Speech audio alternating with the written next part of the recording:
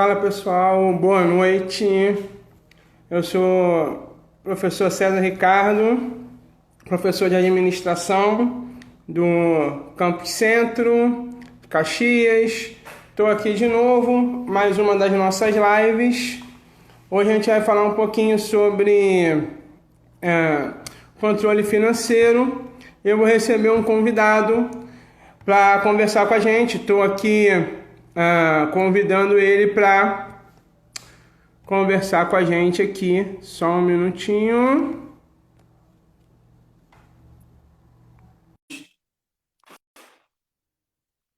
Chamei aqui. Então, nosso convidado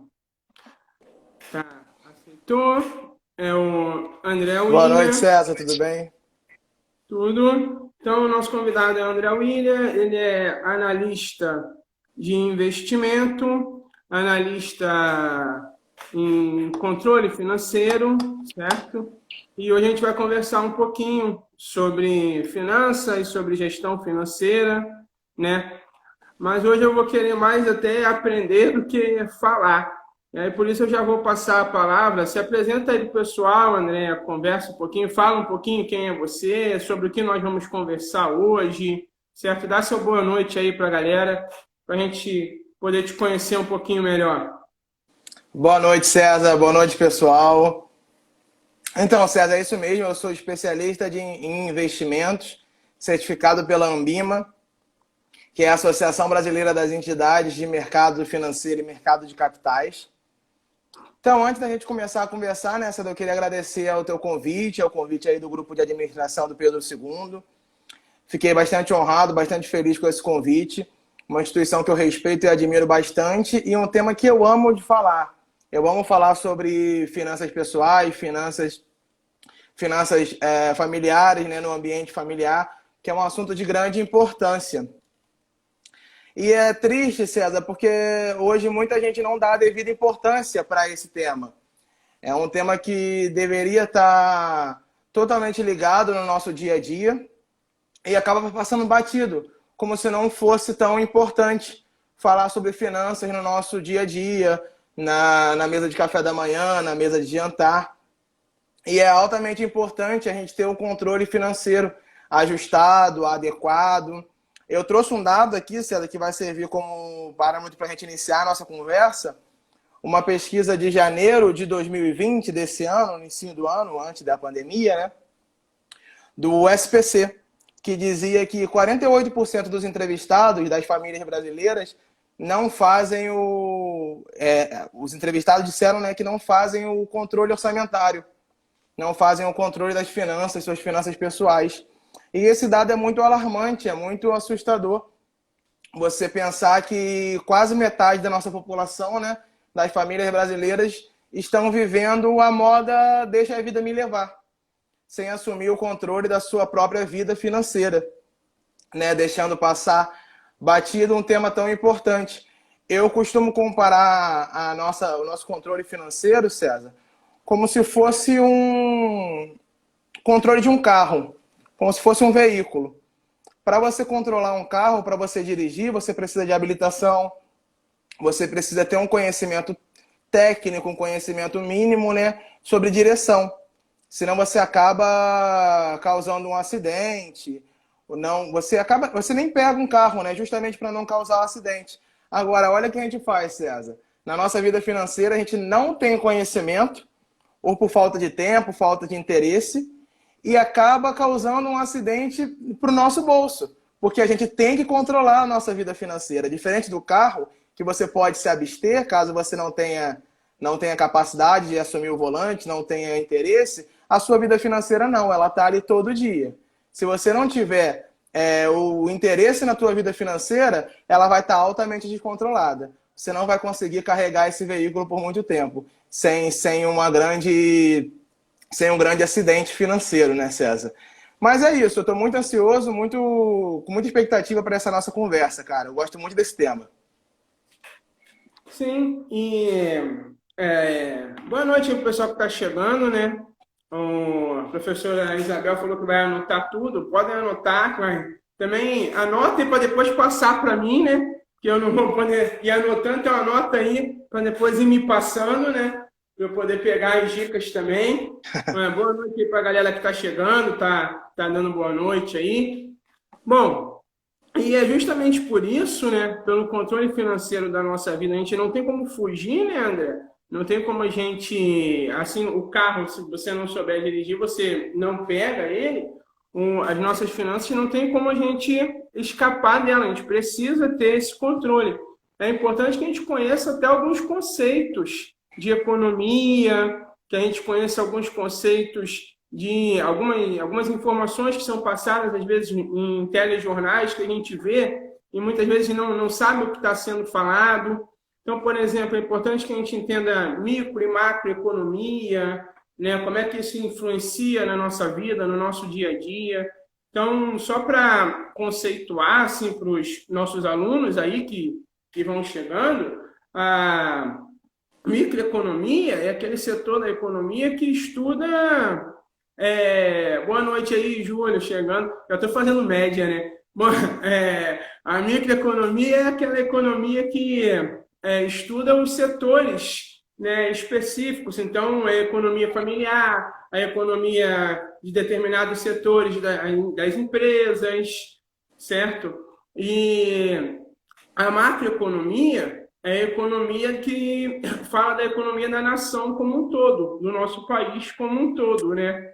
Que é a economia geral do nosso país, da nossa nação. Isso é importantíssimo, porque às vezes situações que são da macroeconomia, por exemplo, saiu uma notícia assim, aumentou o desemprego no nosso país. Essa é uma notícia da macroeconomia, porque está falando do país como um todo.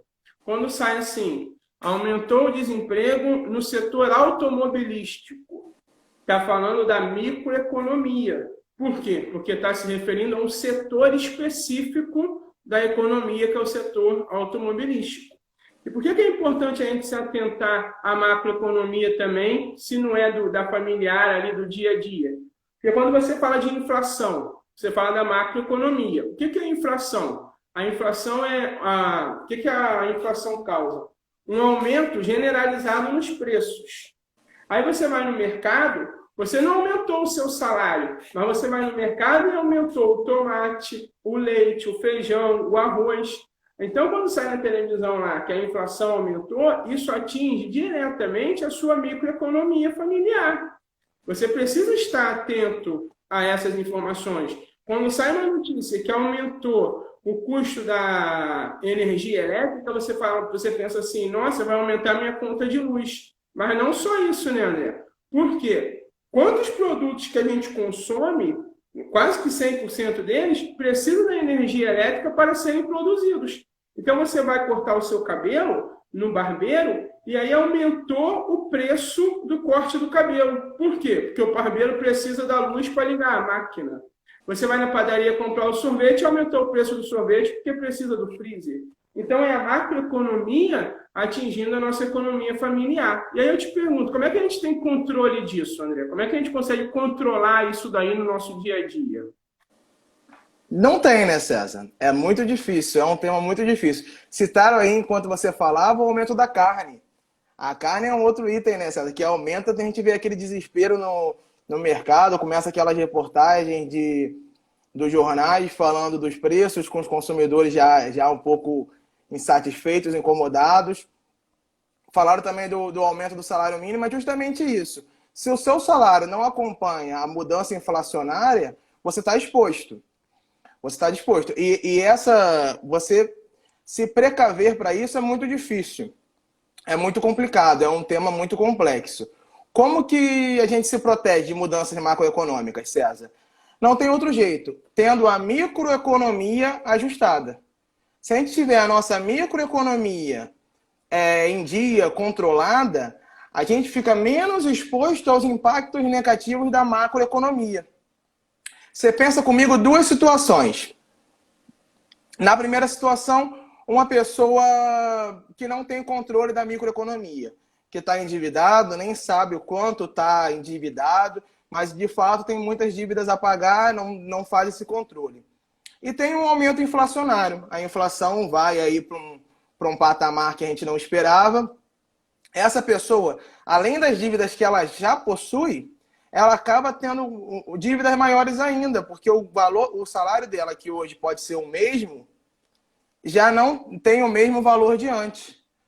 O preço das compras no supermercado está muito maior. E ela está muito mais exposta a isso, porque ela não fazia o controle financeiro. Agora, uma segunda situação, onde a pessoa faz o controle financeiro. Essa pessoa, vamos supor que sobrasse um pouquinho só para ela no final do mês. Agora vai sobrar menos. Mas você percebe como ela está muito mais tranquila do que na primeira situação? Ela foi impactada negativamente, mas ela tem um alívio muito melhor, porque ela está tranquila, ela fazia um controle, ela sabia quanto estava recebendo, o salário líquido, que é uma outra pegadinha, as pessoas às vezes, eu ganho tanto, mas no salário bruto, não está contando com todos os descontos. E uma outra dica bem interessante, César, para a gente trazer aqui, é categorizar as despesas. É você saber tudo que você está gastando e o quanto você está gastando com cada despesa. Quanto você gasta com saúde, com transporte, lazer, alimentação. É muito importante você saber quanto você gasta com cada item para saber qual a possibilidade de economia cada item tem. Sabe? Quanto que você... De fato, o que está doendo no seu bolso? Trazendo para um linguajar mais popular. O que dói no bolso no final do mês? O que você está gastando muito com um item talvez desnecessário, supérfluo? E aí a gente tem que entrar por dentro também de uma grande armadilha que é o cartão de crédito. Muita gente, e aí o pessoal pode comentar se cai ou não nessa pegadinha, acha que está gastando 200, 500, R$ 1.000 de cartão de crédito, independente do valor. Você está gastando um valor ali de cartão de crédito, mas não é de cartão de crédito o seu gasto. Dentro da fatura do cartão de crédito, tem milhares de pequenas despesas que são responsáveis por aquele valor final da sua fatura. Então é importante a gente entrar na fatura, no detalhamento da fatura, para saber de fato o que a gente está gastando no mês. E é muito legal a gente estar fazendo essa live hoje, César, no dia 31 de agosto, que é a virada do mês, né? A gente pode pegar hoje, no final da live, vamos esperar a live acabar, tá, pessoal? Você não pode ter a debandada da live para fazer a atividade. A gente espera a live acabar e ver tudo que a gente gastou no mês de agosto. Sabe? Tudo que a gente consumiu no mês de agosto para saber, de fato, foi necessário todo esse gasto? Tudo que a gente lembra, entra no cartão de crédito, entra no extrato da conta corrente e vê com tudo que a gente gastou. E aí também é legal que a gente está na virada do mês, que a gente pode traçar uma meta. Com cada item desse, a gente traça uma meta para o mês de setembro. Então a gente consegue, por exemplo, gastei R$ 200 com essa despesa, eu vou ter uma redução em 10% nessa. Em 5% nessa outra despesa que é mais importante. Em 15% nessa que é mais supérfluo. E aí se você vai reduzindo 10%, 5%, 20% em cada despesa, no final do mês, do próximo mês, você vai ter uma redução significativa. Porque você traçou uma meta, você entendeu qual eram os seus gastos e você traçou uma meta. Traçando essa meta, você conseguiu identificar, você conseguiu acompanhar as suas finanças para que não ultrapassasse essa tua meta. Uma dica que eu gosto de dar para quem pergunta sobre esses temas, sobre meta, da onde tirar, né? Da onde cortar. Eu gosto de falar de uma lista. Você elencar uma lista de prioridades, onde você vai ter da primeira à última despesa, para você saber aonde de fato você pode estar economizando. Né? É como se fosse uma lista de casamento, César. Uma lista de aniversário, para quem aí já casou, vai casar, tem filho fazendo 15 anos, um aninho. Faz uma lista como se você tivesse 100 convidados para convidar. Não pudesse ultrapassar, porque o salão não comporta, porque a tua festa não comporta mais de 100 pessoas. Então, você não pode ultrapassar esse valor. Nas tuas finanças é a mesma, essa quantidade de pessoas. Nas tuas finanças é a mesma coisa. Coloca todas as despesas que você identificou que você fez no mês de agosto num papel. E aí depois de colocar tudo que você lembrou, que você gastou de fato em agosto, você vai ranqueando. Coloca o primeiro, o segundo, o terceiro, e aí vai. assim sucessivamente. E aí é lá no final dessa lista, o que está lá no início dela, no finalzinho, né? Lá embaixo, que você vai passar o pente fino. E aí você vai cortar a seda com muito mais tranquilidade, com muito mais facilidade, porque você vai ver que lá no topo está a escola do teu filho, lá no topo está o teu plano de saúde. Faz sentido você estar gastando o mesmo valor de plano de saúde e de Uber no mês, que é um grande vilão lá da fatura que eu falei ali atrás? As pessoas olham a fatura e tem Uber que não acaba mais, né? Quem gosta de andar de Uber vai e vai, e vai que vai. Outro vilão também é iFood. Às vezes, pô, você está pagando a mesma quantidade de escola, de faculdade e delivery de comida. Poxa, faz sentido? Então é muito melhor, muito mais fácil a gente cortar lá embaixo o final da lista e manter as nossas economias, as nossas atenções para o que de fato tem relevância, o que de fato tem importância na nossa vida. E de lista vocês acabam entendendo bem, né? O pessoal de administração adora uma lista, uma planilha no Excel, né? É interessante, enquanto você estava falando aí, eu fui relacionando vários assim, conceitos, né? Porque o professor gosta de ir conceituando e teorizando tudo, né? Vários conceitos da administração aí, que dá para a gente adaptar a nossa rotina, não só as planilhas, que são fundamentais, né? E o que colocar nas planilhas, mas, por exemplo, na administração a gente tem um conceito da contabilidade de custos, que a gente separa custos fixos e variáveis, né? E aí, só para conceituar aí para os nossos alunos que chegaram aí, né? O que são os custos fixos e os custos variáveis, né, na administração? A gente costuma dividir, de maneira simples, dividir os nossos gastos em custos e despesas. Custos são aqueles gastos, aquele dinheiro que sai da empresa, né?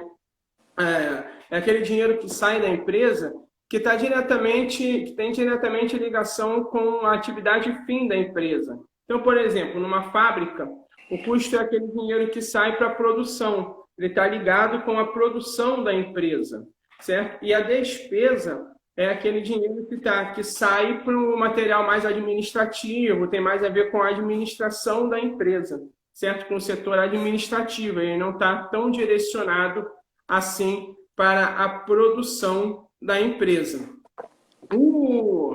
E aí, um exemplo disso, desse custo, para a gente entender o que é o custo fixo e variável, né? E como isso pode nos ajudar no nosso controle, esse custo pode ser dividido da seguinte maneira, né? Na produção, o custo fixo é aquele que você sabe que você vai ter que pagar ele todo mês, independente da quantidade que você vai produzir. Então, por exemplo, não importa, você tem o aluguel da sua fábrica. Não importa se você vai produzir uma peça, 2 peças ou 1000 peças, certo? Você vai ter que pagar aquele valor X de aluguel da sua fábrica, tá? Agora, a matéria-prima não. Se a sua fábrica é uma fábrica de roupas, tá? Você vai fabricar 100 camisas, 100 blusas. Você vai ter que comprar um número X de matéria-prima. Se você for fabricar 1000 camisas, você vai ter que comprar mais matéria-prima, certo? Então, o custo variável é aquele que vai variar, vai aumentar ou diminuir de acordo com a produção que você tem, tá? E aí, como é que a gente pode adaptar isso à nossa vida? Eu pensando aqui, enquanto você falava aí, tentando trazer para a minha rotina, né, para a nossa rotina aí, tá? No nosso dia a dia, a gente também tem custos fixos, tá? E variáveis. Claro que não igual uma empresa, né? Mas dá para a gente adaptar. Por exemplo, quem mora de aluguel, você vai pagar todo mês o aluguel. Então, é um custo fixo. Você sabe que todo mês você vai ter aquele custo. Você sabe que todo mês, quem paga a escola dos filhos, todo mês vai ter a mensalidade da escola para ser paga, certo? Quem tem, por exemplo, TV por assinatura, todo mês vai pagar TV por assinatura, plano no celular, certo? Então, assim, são alguns custos fixos que a gente tem mensalmente. E também temos custos variáveis, né? Que são aqueles custos que não são mensais, mas que eles acontecem. Então, por exemplo, são custos que você sabe que você acaba tendo, alguns meses mais, outros menos, né? Mas que você acaba tendo ali. Então, por exemplo, Dia dos Namorados. Você sabe que você vai ter que dar um presente para o mozão. Não é todo mês que tem Dia dos Namorados, mas em junho você sabe que você vai ter um custo variável maior que é para dar o presente para o mozão, certo? Então, ou você se planeja já para que em junho você tenha esse custo variável, ou tem uma dica boa que eu pensei aqui, que é o quê? No dia 10 você termina, no dia 13 você volta. Ó, que maravilha! Todo mundo economiza e é o controle financeiro, certo? Por quê? Na minha visão, é fundamental a gente ir controlando isso, né? Por quê? Porque a gente consegue visualizar o que dá para eu cortar e o que não dá para eu cortar, o que eu posso minimizar e o que eu não consigo minimizar. Mas aí eu te pergunto, de corte, aí você vai saber falar melhor do que eu. O que a gente consegue cortar nesses custos fixos e variáveis, André? O pessoal gostou da ideia aí, ó, de terminar e voltar depois do dia 12. O pessoal também falou que gosta de fazer planilha. Deixa eu te contar um segredo aqui primeiro, César. Truques do home office. Eu comprei um Xing Ling de lanterna aqui para usar na nossa live, mas acabou a bateria. Então tá um pouquinho escuro aí, pessoal. Funcionou o dia inteiro, mas agora de noite ficou escuro. Como a maioria das minhas reuniões também é com a luz do dia. Que acabou a bateria. Funcionou o dia inteiro. Pode Acabou ter com a sido. bateria o dia inteiro, né? Pode ter sido. Se eu tivesse deixado desligado, seria melhor.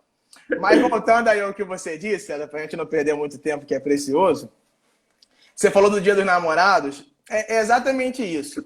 Uma dica muito legal também para as finanças pessoais, familiares, é você organizar o teu mês. E fica aí mais uma atividade para a gente fazer depois da live. Além de ver o que a gente gastou em agosto e traçar uma meta para setembro, a gente pode também fazer um calendário de setembro com todas as datas que sejam relevantes para a gente. Por quê? O Dia dos Namorados, que você deu o exemplo, a gente consegue até lembrar, porque na televisão vai estar sempre falando sobre o Dia dos Namorados, Dia das Mães, Dia dos Pais. Mas se você tem um familiar que faz aniversário lá para o dia 27 de setembro, como é que você vai lembrar desse dia, no dia 1º, quando você está fazendo... Você não vai lembrar, você vai receber o seu salário dia 5, vai acabar gastando tudo, e vai chegar no dia 27 e não vai ter dinheiro para o presente. Se você vai sair para um restaurante para comemorar um aniversário de namoro, é importante que no dia 1º, no início do mês, você planeje essa data para ter esse gasto a mais. Até porque, por exemplo, César, falando de aniversário de criança, por exemplo, lá no final do mês vai ter um aniversário de um afilhado, de um sobrinho, de alguém que você vai dar um brinquedinho, vai comprar alguma coisa. E aí lá no dia 5 você recebe o seu salário, dia 10, acaba comprando um brinquedo para essa criança, porque você não se planejou. Vai chegar no dia 20, você não vai deixar a sua criança sem presente. Você vai comprar também um brinquedo para ela. Então, no final do mês, você teve 2 gastos com a mesma finalidade, que é um brinquedo para o seu filho, para o seu afilhado, seu sobrinho. Então, é importante que no início do mês, a gente faça esse planejamento para saber, poxa, o que eu vou fazer esse mês? E aí não é só com datas relevantes que a gente pode fazer isso, César. Com datas bobas, mas que vão trazer algum gasto. Por exemplo, quem é fã de cantor sertanejo, de dupla sertaneja. Ah, no sábado vai ter Jorge Mateus. Então, poxa, se você planeja... Ninguém fica lembrando da live do Jorge Mateus, só se quem for muito fã, né? Então você vai acabar caindo na armadilha, que é o quê? No sábado você vai comprar um petisco, uma bebida, para ver com o seu namorado, com a sua namorada, o show do Jorge Mateus. Se você não tiver isso planilhado, anotado, você pode cair numa pegadinha, numa armadilha de na quinta-feira você sentir vontade de comer alguma coisa e pedir um delivery. Você em menos de 2, 3 dias teve o mesmo gasto, a mesma despesa que você teria no sábado. E aí a gente pode falar de live, de jogos de futebol, para quem gosta de ver um jogo assistindo, comendo um aperitivo, jogo de basquete, qualquer evento que seja importante para você, que vá trazer algum gasto. É importante a gente anotar esse evento no início do mês. Agora, uma outra dica também importante que se perguntou da onde a gente pode cortar, a gente pode cortar, César, essa pergunta é muito difícil, porque o que é supérfluo para mim pode ser super necessário para você. Por exemplo, a academia pode ser supérfluo para algumas pessoas. Para outras que têm uma obesidade, um sedentarismo, ou que são atletas que dependem da academia como ganha-pão, é um item muito mais necessário. Então é importante a gente entrar no detalhe de cada pessoa para saber o que de fato é importante e supérfluo para ela. Mas alguns itens que a gente pode trazer, que a maioria das pessoas pode se identificar, é, por exemplo, na franquia do telefone celular. Quem tem plano controle, plano pós-pago, às vezes está pagando por um plano de 1000 minutos para qualquer operadora para todo o Brasil. E você acaba no final do mês, falaram aqui que não fica sem academia. Tá vendo? Tem gente que tem um gasto como se fosse importante. Mas enfim, voltando lá para o celular, você chega no final do mês e só utilizou o WhatsApp. Por que você tinha aquele plano de 1000 minutos? Está gastando em excesso. Então você pode ligar para a sua operadora e identificar se tem algum plano que seja mais próximo do seu perfil. Utilize o poder da portabilidade para saber se em outras operadoras você consegue identificar um plano mais em conta para você. TV a cabo é outro também. Quem ainda tem TV a cabo, né, porque está já bastante em desuso, você tem um plano com 400, 500 canais, durante o mês você assiste 4 ou 5. Então não vale a pena você identificar se tem algum plano que atenda às suas necessidades com esses 4 ou 5 canais que você assiste? Agora, uma outra dica que eu gosto de dar, César, que essa talvez seja o ponto-chave aqui da nossa live, é ter um objetivo financeiro. Rapaz, o objetivo financeiro é ele que é capaz de mudar a nossa chavinha, de mudar nossos hábitos, o nosso comportamento compulsivo. O que seria um objetivo financeiro, César? Também tem que entrar no detalhe de cada pessoa. Cada um vai ter o seu objetivo, algo que faça sentido para si. Um objetivo financeiro pode ser comprar uma casa daqui a 10 anos. O sonho da casa própria. Um objetivo financeiro pode ser trocar de carro ano que vem, daqui a 2 anos. Pode ser, de repente, viajar no final do ano, uma viagem de férias. Então, cada um vai ter o seu objetivo financeiro. E por que ele vai ser importante, César? É ele que vai fazer você economizar no seu dia a dia. Eu vou trazer de novo 2 pessoas como exemplo. Você imagina a primeira pessoa que não tem objetivo financeiro. Ela está economizando, ela quer economizar, mas sem um objetivo claro e definido. Ela vai passar por uma loja e vai ver uma roupa linda que vai ficar espetacular nela para ela ir para aquela festinha que ela queria ir. E ela vai falar assim, poxa, não vou comprar não, eu estou economizando. Percebeu como é que essa pessoa vai triste para casa? Sem a roupa? Agora, você pensa na segunda situação, onde a pessoa fala assim, poxa, que roupa linda. E ficaria linda em mim, mas eu não vou comprar essa roupa, porque no final do ano eu quero ir para Angra com a minha família. Eu quero ir para Arraial. Poxa, é um lado sentimental ali, emocional, psicológico, muito mais forte. Ela vai sair da loja sem a roupa feliz, pensando, fiquei mais perto do meu objetivo. Consegui não comprar roupa para viajar com a minha família. Vou ligar para minha esposa agora, falar, amor, estamos mais perto da viagem. Então essa pergunta é bem legal da gente se fazer. Com a nossa compra, com a nossa economia, a gente está mais perto ou mais distante do nosso objetivo? Mais próximo ou mais distante desse nosso objetivo? Só que não é fácil, César. Não é fácil você ir para uma loja e acabar não comprando a sua roupa. Tem que ter um autocontrole tremendo. E um outro comparativo que eu gosto de dar é como dieta. Eu gosto de fazer esse paralelo do nosso controle financeiro como uma dieta. Porque é tão difícil, tão trabalhoso, tão árduo quanto uma dieta. Dieta é um outro item que eu gosto muito de falar, porque minha família está toda em dieta. Então eu quero encontrar alguém para comer uma pizza e não encontro. Está todo mundo em dieta aqui em casa. E por que eu trago a dieta, César? Por que eu gosto de falar de dieta comparando com o controle financeiro? Porque na dieta, você não consegue emagrecer 15 quilos de um dia para o outro. Você não perde 10 quilos em uma semana. Talvez nem em um mês. É um trabalho gradativo. Você vai perdendo aos poucos. Você vai vendo o resultado aos poucos. Assim como no controle financeiro, César.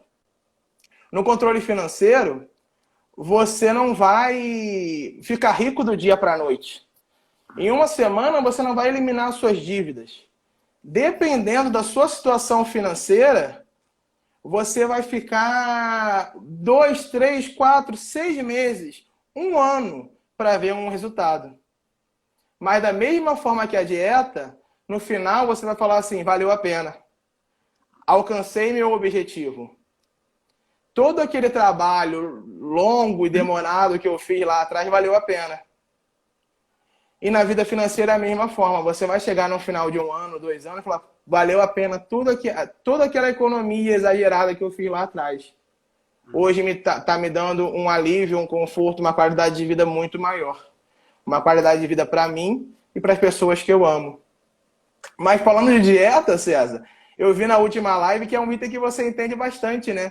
Você contou pra gente o autocontrole que você teve na sua dieta. Então, a dieta e o controle financeiro tem bastante em comum, né? Mas aí até antes de entrar, fui vendo aqui alguns comentários, né, que me chamaram a atenção da importância da organização, o pessoal falando sobre se organizar, né? Eu Então, fui o ler um pessoal comentário e meu falando celular quase caiu. Aí eu falei, deixa pra lá. Depois eu leio. o pessoal falando da importância da organização, né, e tudo mais, que não fica sem a academia. Uma dica, por exemplo, da organização, e para quem não fica sem a academia, por exemplo, nas academias tem um plano familiar, que é o quê? Não significa que você tem aqui com a sua família, mas que vai você e mais 3 amigos, e o plano costuma sair ali 20, R$ 25 mais barato, por exemplo. Então, se tem ali você e um grupo de amigos seus que frequentam a mesma academia, não custa nada que vocês se reúnam e tentem fazer um plano em conjunto, certo? Para ter um desconto. Isso é uma espécie de organização financeira, certo? Que vai fazer você economizar. Também tem nas próprias academias, por exemplo, porque foi o exemplo citado, né, pelo André, que o pessoal ali foi colocando, que não fica sem e tudo mais. Nas próprias academias tem o plano a longo prazo, que 6 meses, por exemplo, você organizado, a academia também você acaba ganhando um desconto. Então, para quem falou que não vive sem, sabe que vai continuar treinando durante um bom tempo, certo? E aí não tem pretensão de mudar. Não custa nada você fazer um plano de, um ano é muito tempo de repente, mas 6 meses já é um plano que saia mais barato. Tem algumas que são trimestrais, que o desconto já não é tão grande, mas de qualquer maneira é um desconto. Então você consegue minimizar esse gasto que você tem, esse custo que você tem, certo? E aí, além disso, a gente pode evitar alguns gatilhos, né? Que para a dieta, na live lá da motivação, que eu citei o lance da dieta, enfim, do emagrecimento, eu e a professora Isabel chegamos a conversar bastante sobre os gatilhos, né? Os gatilhos para a vida financeira também são bem complicados, né? O que são os gatilhos aí? Os gatilhos são as situações que fazem com que a gente perca esse controle. Situações que nos colocam diante, tá? Problemas que a gente, às vezes, não está pronto para lidar com eles, né? Então, por exemplo, eu tive uma aluna que uma vez me contou uma história. E aí, eu gosto sempre de contar, e eu digo sempre para os alunos que nós, professores, a gente aprende muito mais com os alunos do que eles com a gente. Alguns não acreditam, mas é a pura verdade, né? Então, muito do que eles me falam, do que eles me contam, eu levo para o resto da vida, como exemplo, como aprendizado. E uma aluna uma vez me contou uma história que ela tinha uma dificuldade muito grande em dizer não. Ela não sabia dizer não, e ela tinha problemas com isso na vida pessoal. Ela acabava, às vezes, ela pegava muitos afazeres para fazer, tarefas, ficava sobrecarregada. Ela tinha dificuldade em dizer não para os filhos, então os filhos ela acabava dando tudo para os filhos. e ela tinha um problema grande em relação a finanças, né, que é a nossa conversa de hoje, porque ela entrava nas lojas e se o vendedor fosse minimamente convincente, ela acabava comprando o produto. Então, às vezes, ela ia limpar o guarda-roupa e tinha roupa que ela nunca tinha usado. Quando ela ia mexer nos armários, tinham coisas que ela comprava e não sabia nem para que ela tinha comprado, certo? E aí ela lembrava, porque ela não sabia, não conseguia dizer não para o vendedor. E aí, o que ela desenvolveu? Ela desenvolveu uma técnica que eu achei super interessante, né? E aí foi o meu aprendizado com ela, que ela começou a se organizar, se planejar, a fazer o quê? Ela pesquisava tudo que ela ia comprar. Então, ela pegava e, por exemplo, ela ia comprar uma roupa, ela pesquisava a roupa, certo? Aí alguém até falou assim, eu não consigo dizer não para vendedores. Muita Então, é gente vai mais se ou menos identificar, né, isso. César? O que que essa aluna fazia? Ela pesquisava, né, as roupas e ela ia diretamente na loja em que ela tinha pesquisado, no estilo de roupa que ela tinha visto, certo? Para experimentar e levar aquela roupa em específico. Então ela evitava o que muitas pessoas fazem, que eu entrei só para dar uma olhadinha. Ou então vira e mexe a gente fala assim, vou no shopping e vou comprar uma blusinha. Aí vai no shopping e vai entrando de loja em loja, certo? Ela não, quando ela ia comprar uma blusinha, ela ia na loja específica da blusinha, certo?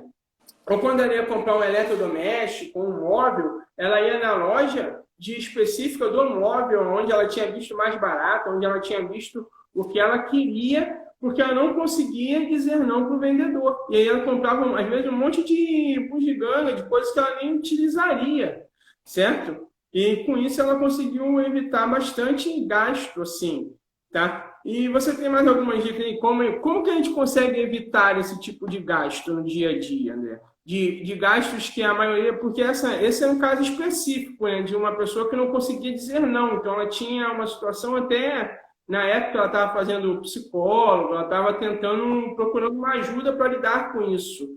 Mas, de maneira geral, como é que a gente consegue evitar cair nesses gatilhos, nessas armadilhas? César, que bacana essa história da tua aluna. É autocontrole, né, cara?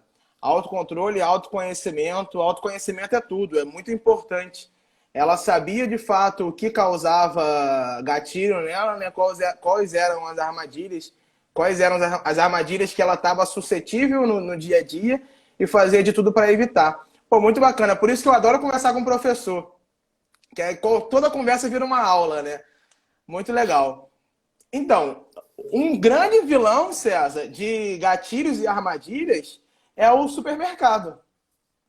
Rapaz, supermercado, ele é feito justamente para acionar na gente todos os gatilhos e armadilhas possíveis psicológicos de consumo. Se você parar para analisar, César, todos os supermercados do mundo têm o mesmo layout, o mesmo design. Aquele design de corredores, de gôndolas, porque aquilo ali é tudo uma estratégia para acionar gatilhos mentais e psicológicos na nossa mente, gatilhos de consumo. Então, quando você para estudar o porquê das coisas num supermercado, você começa a entender, por exemplo, que geralmente o arroz, o feijão, que são itens básicos na cesta básica do brasileiro, estão lá no final do supermercado. É justamente para você, enquanto você está passando nos corredores, colocando todos os produtos para dentro do carrinho. Enquanto você vai lá buscar o seu arroz, você vai colocando o produto para dentro do carrinho. Então, vale a pena você começar a analisar. Poxa, eu vou comprar só um arroz? Eu vou no mercado ou vou no armazém? No armazém o arroz é 50 centavos mais caro. Mas no mercado, eu vou comprar um monte de outras coisas sem necessidade. Porque não tem como. Todas as armadilhas estão ali para fazer a gente causar isso na gente. Cada um tem seu vício. Vai ter gente que vai ter o vício da cerveja. Vai no mercado e vai pegar uma latinha. Vai ter gente que vai ter o vício do chocolate. Vai no mercado e vai trazer uma barra. Vai ter gente que vai ter o vício do iogurte, do biscoito, do refrigerante. Cada qual com o seu produto que não consegue resistir, toda vez que for no mercado, vai acabar trazendo um produto para casa. Deram a dica aí para fazer a compra online. É uma ótima sugestão. Não vai te tirar desse ciclo vicioso de gatilhos ali, né, César? Uma outra estratégia que os supermercados usam, que acaba causando na gente um forte desejo de consumo, eles estudam a altura da população ali de cada região, que está entre 1,70 m e 1,80 m no Brasil, e os produtos que eles querem que você leve para casa estão ali na tua faixa de visão. Você vai bater o olho e vai sentir o desejo. Vai acabar pegando um produto que você não compraria. Você não tinha necessidade, não tinha intenção de levar para casa. E você levou por pura estratégia de consumo, porque você não conseguiu psicologicamente dizer não para aquele consumo. Da mesma forma as crianças. Na altura da criança, tá todos os produtos, guloseimas que eles querem que a criança leve. Que ela vai meter a mão no produto e vai jogar no carrinho do pai e da mãe. Então, essas estratégias são muito difíceis da gente dizer não, da gente fugir delas, né? Porque elas são involuntárias. Elas não vão acontecer psicologicamente. A gente não vai dizer não, de fato. A gente vai acabar levando sem nem pensar. Assim como o mercado, tem o shopping. As vitrines de shopping, que é o que a tua aluna tenta evitar, também são estratégias feitas para a gente consumir mais e mais. Num shopping, as primeiras lojas são as lojas de produtos mais desnecessários ou produtos mais caros. Mas são os produtos geralmente para fazer você consumir mais e mais. A praça de alimentação às vezes fica no final do shopping, porque você vai só lanchar, você vai só comer com a sua família. Mas enquanto você está indo para o restaurante, você está passando por diversas vitrines, olhando todos os produtos. Então, essas compras por impulso, César, elas são extremamente importantes a gente ter o controle sobre essas compras. São essas compras que são o grande vilão do brasileiro, né, é a compra por impulso. Esse tipo de compra, de despesa, que causa o endividamento. E aí você pensa, lá no início da live, César, a gente falou de 48% da população brasileira não faz o controle financeiro. Você pensa nessa metade da população praticamente dentro de um shopping, de um supermercado, comprando por impulso. O endividamento que isso não pode causar, sabe? É um item completamente perigoso. Sim. E aí, tem uma loja, né? Você estava falando, estava lembrando aqui, tem uma loja que eu não vou citar o nome, né? Mas é o Plural de Americana, que, se a gente lembrar, quem tem filho aí, você, enquanto está no caixa, embaixo do caixa ali é só chocolate, né? Nessa loja aí que é o Plural de Americana. Por quê? Porque enquanto a mãe está no caixa, a criança está pedindo ali chocolate de tudo que é tipo, certo? E aí começa a puxar a roupa da mãe. Aí teve um aluno até ali, alguém comentou, me fugiu o nome, né? Sobre a criança fazer o escândalo. E aí muita gente acaba comprando, que é para fugir logo daquele escândalo, daquela situação, né? Que é para resolver logo aquilo. Tá? Então, são estratégias que as empresas, né, utilizam, que é justamente para despertar no consumidor a vontade pela compra, certo? Até o professor Judimar citou ali, né, a importância da gente fazer a lista, que era algo que era muito utilizado antigamente. Ele até citou sobre os aplicativos no celular, que hoje em dia tem essa facilidade dos celulares, né? Antigamente era muito utilizado, escrito até à mão. Me lembro de quando era pequeno, minha avó fazia para o meu avô trazer do mercado, né? Fazia a listinha, e realmente com essa listinha você mantém um foco, você sabe o que você vai comprar, você vai para comprar exatamente aquilo ali, né? Que é fundamental você ter o foco e você vai e compra. Até porque quando as guloseimas, alguém comentou também, acaba muito rápido. Então você vai, compra, come, daqui a pouco você já está indo comprar de novo, certo? Bem, e mais importante ainda, eu quero entrar num assunto com você agora, que eu acho que é bem importante, né? que é sobre algo que eu acredito que a grande maioria aí esteja esperando para conversar. Nós, professores, temos muito o que falar sobre, né? Porque vida de professor, ou você está com dívida, ou você está pronto para entrar na dívida, certo? Porque até agora a gente conversou sobre como vai realizar o controle financeiro daqui para frente, tá? Mas e como que eu começo o meu controle financeiro se eu já estou devendo, se eu já estou no vermelho, tá? Então eu quero te perguntar agora, como é que a gente, já estamos aí caminhando para o encerramento, né? Falta aí uns 15 minutos, mais ou menos. Como que a gente começa a controlar as nossas dívidas para, a partir daí, ter um controle financeiro melhor da nossa vida, do nosso dia a dia? Então, César, você não tem cara que é descontrolado, não, hein? Pelo teu perfil, parece que você é bem controladinho financeiro. Quem vê cara não vê coração. Mas olha como essa live está sendo produtiva. A gente já teve a primeira dica de ver o que gastou em agosto, traçar metas para setembro, fazer um calendário sempre cada mês com as datas importantes. E agora uma outra dica que você deu de não levar as crianças nessa loja aí americana. Aliás, quem for seu aluno e souber que loja é essa, pode colocar aí nos comentários que ganha ponto, é isso? Não, brincadeiras à parte, César. Brincadeira, só quando voltar. Só quando as aulas voltarem. Então, só para conhecimento agora. Então, brincadeiras à parte, César. Sobre dívidas, o importante é o conhecimento. Acho que talvez seja a palavra da live de hoje. O autoconhecimento, o conhecimento sobre o teu controle financeiro e agora o conhecimento sobre as suas dívidas, né? Tem muita gente que fala assim, eu estou devendo a Deus e o mundo. Mas quem é Deus e o mundo? Aí mais um professor aí se manifestando com dívida. Quem é Deus e o mundo? Você tem que saber que o que você está devendo para quem você está devendo.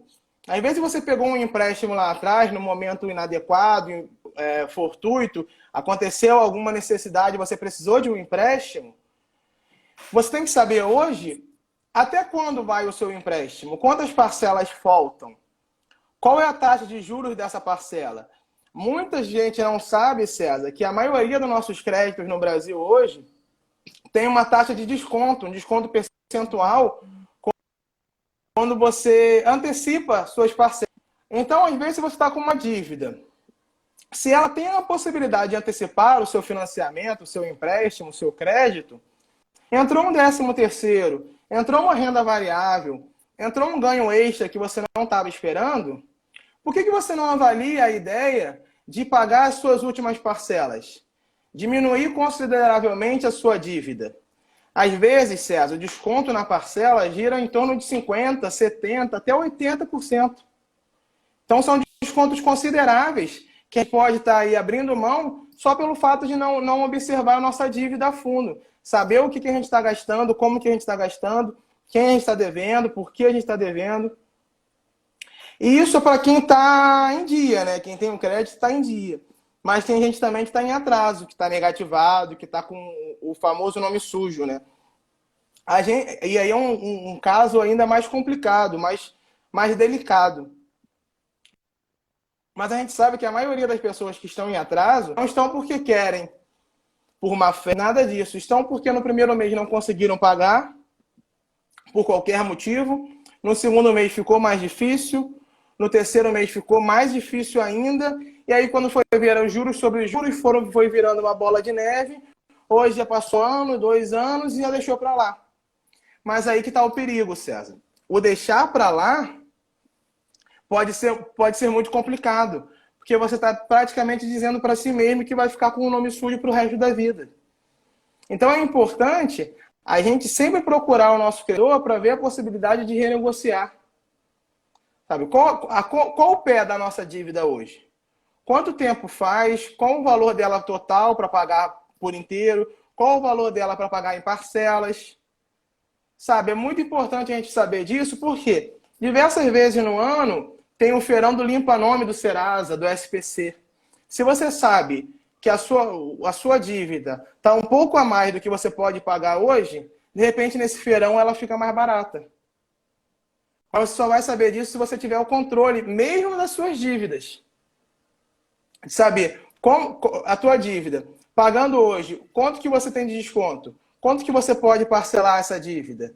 Isso é muito importante, César. E se é importante fazer o controle financeiro para quem está em dia, que foi justamente o que a gente falou aqui, controlar as despesas, fazer um cronograma para o próximo mês, é mais importante ainda para quem está com o nome negativado, para quem está inadimplente, para quem está com consumo exagerado. Porque você imagina só, César, essa pessoa já está com negativado. Se ela continuar consumindo e comprando compulsivamente, ela estava devendo em um banco, agora vai dever em 2, 3, 4. Então, para quem está com o nome sujo, com negativado, é mais importante ainda ter um controle financeiro adequado. É muito importante ter esse controle em dia, para não causar uma bola de neve em várias instituições diferentes.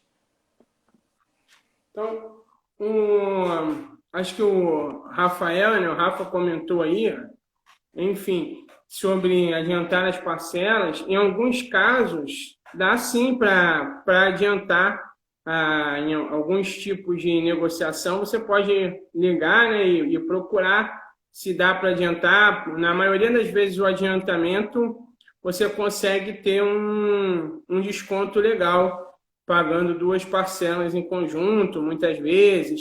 E aí, cara, alguém também comentou sobre o dinheiro sobrando nesse momento para poder fazer isso. Não é algo que, assim, que dê para a gente pensar muito agora com o dinheiro sobrando, mas em determinadas situações, quando o dinheiro sobra em algum momento, dá para você realizar isso e zerar uma dívida que você tenha, né? Por exemplo, entrou um dinheirinho extra, entrou um 13º, enfim, você consegue fazer um adiantamentozinho da dívida e aí consegue zerar um problema que você tinha na sua vida, uma dor de cabeça que você tinha ali na sua vida, né? Hoje a gente, conversando sobre o controle financeiro aí, né, o controle financeiro, assim como qualquer espécie de controle, passa muito por planejamento e organização, né? Por isso que a gente costuma falar aqui nas lives, né, que a administração está em tudo, né? Porque a administração parte aí do princípio do planejar, organizar, dirigir, controlar. E planejar e organizar faz com que a gente tenha uma tranquilidade enorme em diversos campos da nossa vida, e no campo financeiro não é diferente, né?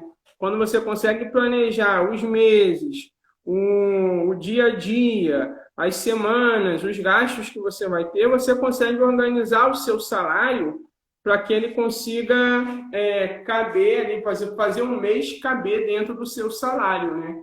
Que é o mais importante, certo? Então, bom, agora já caminhando para o final, né? Já se aproximando do final, hoje a gente falou sobre o controle financeiro. Quando eu convidei o André, falei com o André para a gente bater esse papo, né? Eu falei com ele, vamos conversar de maneira bem leve, né? Boa noite aí para a professora Vivian, que entrou aí agora. Eu já estou dando boa noite para todos os professores, gente, que eu sou um puxa-saco mesmo. Então, eu já vou dando boa noite para todo mundo. Então, eu falei, vamos conversar aí de maneira bem leve, né? Porque é um assunto que, às vezes, a gente é meio puxado, certo? Tem gente que, às vezes, tá com dívida e entra na live meio já abatido, certo? E acha que não tem saída para a situação que está. Então, eu falei com ele, não, vamos conversar sobre controle financeiro, mas vamos conversar de maneira sutil, de maneira leve, vamos rir, vamos mostrar para quem estiver ouvindo, para quem estiver vendo, que dá para a gente planejar finanças, dá para a gente controlar a nossa situação financeira de maneira divertida, certo? Sem fazer disso um bicho-papão, né? Então, eu quero me despedir, agradecer, a todos vocês que ficaram aí, que ouviram, que participaram. Certo? Na medida do possível, eu tentei ir lendo todo mundo aí, trazendo as dúvidas, as opiniões de vocês aqui para a gente conversar, para o André esclarecer aí, certo? Porque ele é que tem o conhecimento nessa área, né? Ele deixou, vocês acharam, para os alunos acharam que não ia ter dever de casa na pandemia, ele deixou várias lições aí, né, para o controle financeiro, para a gente fazer enquanto a gente vê Pantera Negra, né, hoje à noite. Então, Aproveita que a novela é repetida, né, César? a novela é repetida, dá para ir fazendo. Todo mundo já sabe. Então, controlem as finanças de vocês. Deixo, antes de passar para o André fazer a despedida dele, deixo um convite para vocês. Ficam ligados, tá? Sigam o nosso Instagram aí dos administradores do Colégio Pedro II, nosso canal no YouTube, tem o podcast. Não vai ter surpresa para vocês aí, tá? Não vou adiantar o que é, não, mas para a semana aí vai ter surpresa, semana que vem, tá? Vai ter negócio legal. Então, sigam aí, tá? Que vocês vão gostar, vão curtir, vai ser bem legal, vai ser bem maneiro, certo? Então, não vou falar que vai ter professor sorteando carro, não, isso não vai ter não, mas vai ser legal, vai ser divertido, então curtam aí, semana que vem vai ser bem legal aqui, vai ter um evento bem maneiro para vocês. Mas então, André, se despede do pessoal aí, dá boa noite, certo? Se despede da galera aí. Então, César, eu queria agradecer novamente ao teu convite, ao convite do grupo de administração da instituição. Achei muito proveitosa a live. Poxa, fiquei muito feliz com o nosso papo aqui hoje.